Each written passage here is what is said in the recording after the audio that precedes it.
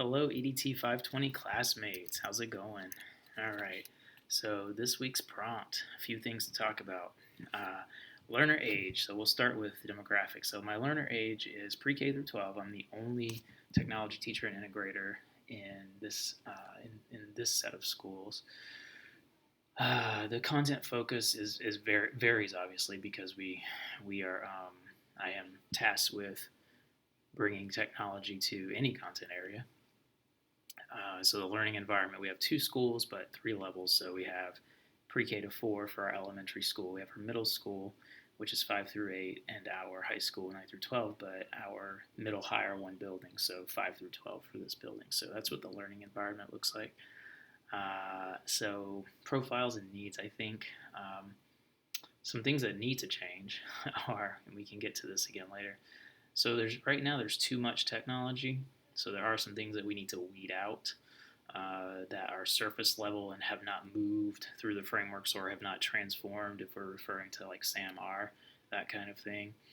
I feel like one of the articles about multitasking that we read this week was really important because I try and take things that way myself. Where, well, as a special educator, I've always been obviously supportive of differentiation, universal design, that kind of thing.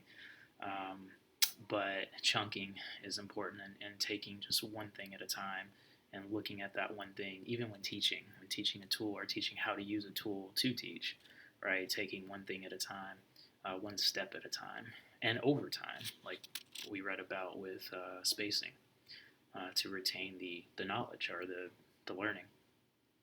Um, my use of tools and media, so educationally speaking, is pretty big because I have to learn what everyone is using, learn how to use everything everyone is using, and see if there are ways that we can improve it or get rid of it and use something else, right? So, new things that were brought to me this week, I would say. Let me get to the evaluation process. Sorry. So, some things that came about with the evaluation process, and I think this probably relates to the rubric we have to create or just evaluating a tool in general. The things that I look at right now are curriculum connection because it's big in our district. Looking at making sure, and it's really how we advocate for getting things purchased, is having the curriculum connection. User friendliness is important. Level appropriateness, obviously. So third grade math programs, not the same as 12th grade math resources or resource programs. Free versus cost, that's a hard one because we know that sometimes if we need the robustness of a program, we'll have to pay for it if it's worth it. And privacy, that one's important. So new things to me, the 6 C's, we just labeled the 4 C's, right? We knew about the 4 C's. I think we just don't walk around calling them 4 C's, right? So the new ones with contextualizing and critiquing, and thinking about those working with the other four. Aha moments, not really. Just I think these things are just continuing to the things that we're talking about and learning about are just helping me keep things in mind, like weeding out some technology, that kind of thing. So that sort of segues into the will things change, right?